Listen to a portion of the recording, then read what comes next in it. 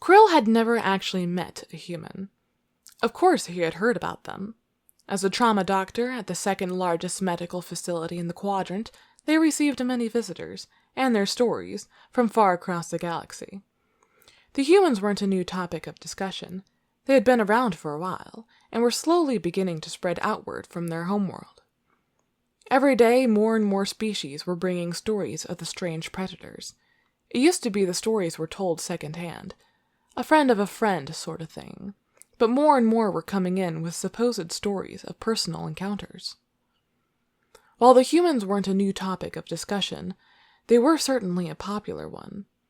Every week it seemed another visitor was bringing them another thrilling story of the crazy Deathworlders. Krill doubted many of the stories. As a medical professional, he relied on hard science facts and was not prone to flights of fancy. But one faithful solar cycle, he witnessed something that would change his opinion forever. It was a slow day. Most transports and stock ships had transferred out the day before, taking crews and accidents along with them. Crow floated aimlessly through the halls, checking on patients and occasionally sending a memo to a colleague. All this was easily done with 4 independent limbs and 4 separate cortical hemispheres. The lights in the building flashed suddenly red. Radio signals pulled against his lateral receptors as he turned to face down the hallway. The radio signals morphed into a voice.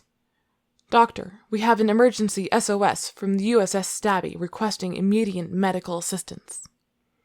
The words used were unfamiliar to Krill as he took the next hallway at speed. Species? Scans indicate it is a human freelance ship. If it weren't for his medical training, he might have stopped in shock. Repeat? Humans. I'm sending a biological map now. The radio signals morphed, and the lateral cortical zone of his right posterior unit decoded the image. The human was an odd creature. 10-unit tall bipedal endoskeleton with 2 attached cortical hemispheres, heavy carbon-based, running by a circular pump and a complex set of smooth muscular tubes. With advanced medical training and 4 cortical hemispheres, he knew enough at that moment to perform most any emergency medical operation necessary. Upon seeing the biomap, he was almost 100% sure these stories had been false. Floating to a stop in the main medical unit, he waited with 2 supporting staff as they listened to the roar of the ship's engines approach from the sky. Sanctum's rings! Their engines were loud. The doors ahead burst open, and 3 of the creatures rushed in, pushing a 4th in a wheeled chair. Long waves of electromagnetic radiation indicated a burning red color, painting the front of the 4th creature. As a second thought, he quickly flipped on his universal translator. "It's going to be all right, Captain. You're going to be fine. Just don't move your head." Krill quickly noted the universal medical patch on the human's right upper limb. It must be an emergency if they were forced to bring him plainside, but blocked as he was, he could hardly see the 4th figure painted in slow waves, neck immobilized by a stiff foam collar. A figure beside was helping to hold the creature in an upright sitting position. Stopping in the center of the room, the 2 men moved to make way. He had never seen a sight so gruesome, or if he had, it had only been during post-mortem examinations. He hoped the humans were not capable of picking up the high-amplitude shrill he let off upon sight. The human male sat very still on the chair, head tilted slightly back.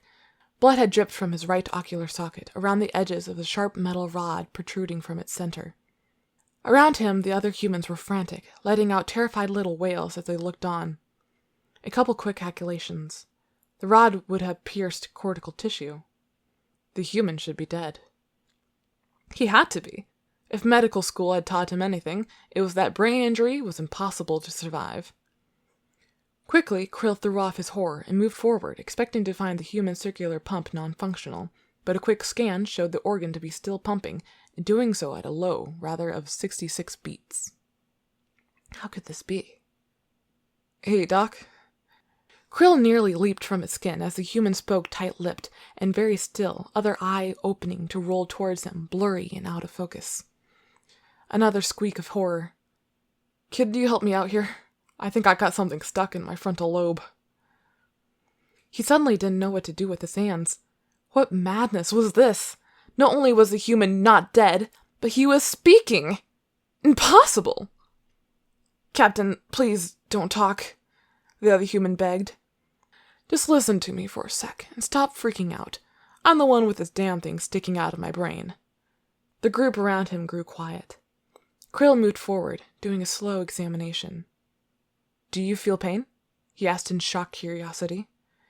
The human's one good eye squinted thoughtfully. No.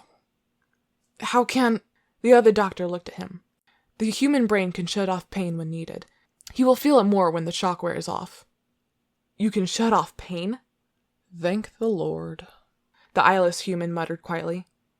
How did I get an accidental lobotomy? What's a lobotomy? We will talk about it later. Turns out Krill would rather not have known what a lobotomy was. Barbaric humans. But still, he was fascinated. Never had he met a species that was capable of surviving a brain injury, and surely not one to this magnitude. Any species other than a human would have perished on the instant. The shock of such a trauma alone would have been enough to kill, but instead the human's brain had shut down the pain and calmed the human even despite the damage. After treating the wound, Krill had performed a complex surgery to remove the object.